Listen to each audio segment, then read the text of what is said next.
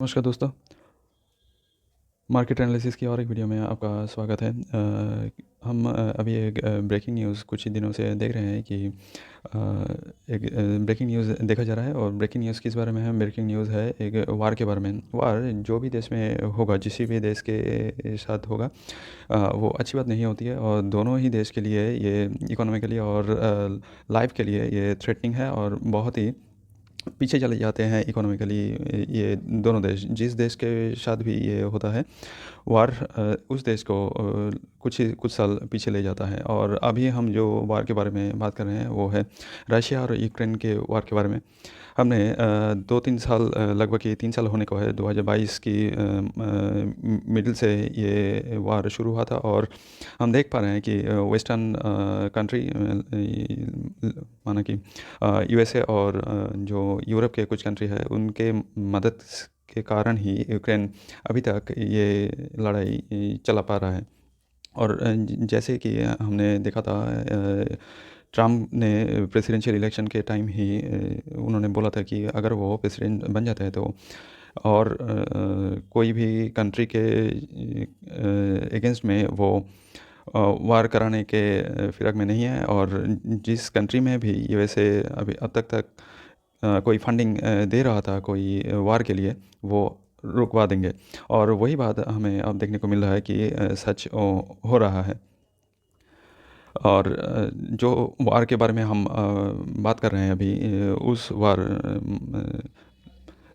Russia और Ukraine वार के ख़त्म करने के लिए उन्होंने दो मेजर स्टेप लिया है, जिसके कारण अभी देखने को मिल रहा है कि ये जो वार हो रहा था इतने दिनों से, इतने सालों से, वो अब रुक सकता है। मेजर पॉइंट कौन सा है? Point number one major point है फंडिंग। किसी भी लड़ाई को चालू रखने के लिए किसी भी देश को फंडिंग बहुत ज़रूरी है। फंडिंग से ही हथियार खरीदा जा सकता है और मिलिट्री असिस्टेंस के लिए जो भी चीज़ चाहिए होगा, फंडिंग के अलावा वो चीज़ ज़्यादा देर तक टिक नहीं पाएगी। अभी हमें दिखाई दे रहा है कि यूक्रेन और Africa, big setback for Ukraine and Africa. US freezes almost all foreign aid except Israel.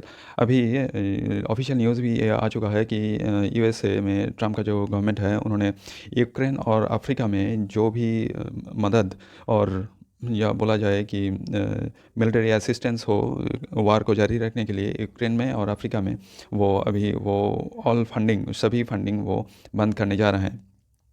Accept उन्होंने छाड़ दिया है इसराइल और इजिप्ट को। हम और भी देख पा रहे हैं कि Donald Trump administration freezes all foreign aid by US including that too. उन्होंने ये भी कहा है कि यूक्रेन को भी जो भी मदद भेजा जाता था, उन्होंने वो भी बंद कर दिया है 85 डेज़ के लिए। उसके बाद फिर भी देखने को मिल सकता है दोबारा कुछ भी, लेकिन अभी तक जो भी ऑफिशियल न्यूज़ है, 85 डेज़ के लिए उन्होंने फंडिंग को रुकवा दिया है। इस बात के चलते अभी कौन व्यक्ति ज़्यादा नाराज़ हो सकता है? वो होगा यूक्रेन का प्रेसिडेंट ज़ेलेंस्की। कारण हमें यूएस डिपार्टमेंट ऑफ स्टेट के जो ऑफिशियल वेबसाइट है, वहाँ से हमें देखने को मिल रहा है कि अब तक लगभग $66 बिलियन मिलिट्री असिस्टेंस यूएसए ने दिया है यूक्रेन को। और टोटल 2014 से अब तक $70 बिलियन का फिनेंशियल असिस्टेंट, आर्थिक जो हेल्प है, वो भेजा है यूएसए ने यूक्रेन को लड़ाई जारी रखने के लिए। और 2022 से अब तक उन्होंने $66 बिलियन का जो हेल्प है उन्होंने भेजा है। तो इसका सब श्रेय किसको जाता है? जो बाइडेन को, जिन्होंने वार कंटिन्यू रखने के लिए ये डिसीजन लिया था। तो अभी हम क्या बोल सकते हैं कि ये वार ख़त्म हो चुका है, द एंड ऑफ वार अभी। लेकिन ये अभी नहीं बोला जा सकता है कि ऑफिशियली ये ख़त्म हो चुका है। ख़त्म अभी तक वार नहीं हुआ है।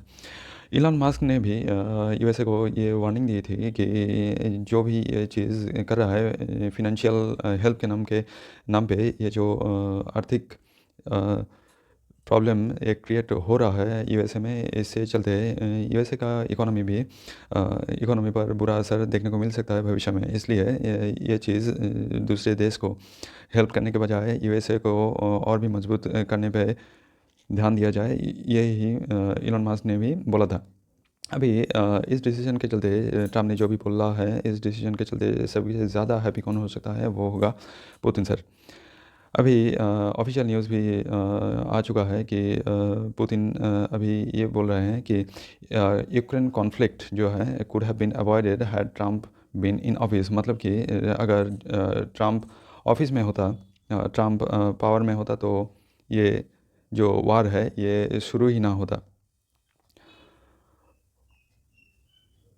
हम ये भी देख सकते हैं कि पुतिन अभी ट्रम्प का जो तारीफ़ है वो भी करते हुए दिखाई दे रहा है। हमें देखने को मिल रहा है कि ऑफिशियली वो बोल रहे हैं कि ट्रम्प एक रियलिस्टिक एंड स्मार्ट है, और says Ukraine war might have been avoided if 2020 US election had not been stolen.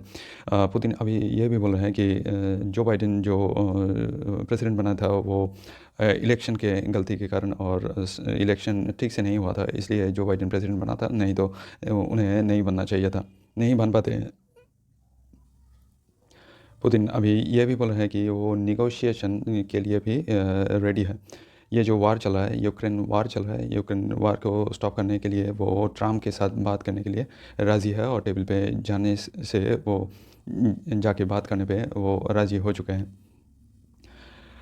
अभी कुछ ही दिनों में हमें देखने को भी मिल सकता है कि पुतिन और ट्रम्प का मीटिंग भी हमें देखने को मिल सकता है। ऑफिशियली ये भी बोला जा चुका है।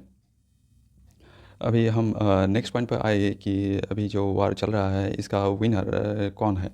तो क्लियरली ये देख सकते हैं कि जो डैमेज के मामले में वार के चलते कुछ अच्छा नहीं होता है तो सिर्फ डिस्ट्रक्शन या बुराई होता है, सब कुछ ध्वस्त हो जाता है। तो हमें देखने को मिल रहा है कि रशिया अब तक जो भी चीज़ जितने भी डिस्ट्रक्शन हुआ है उसके मामले में रशिया पीछे है, और ज़्यादा डिस्ट्रक्शन इन लोगों के यानी यूक्रेन में हो चुका है।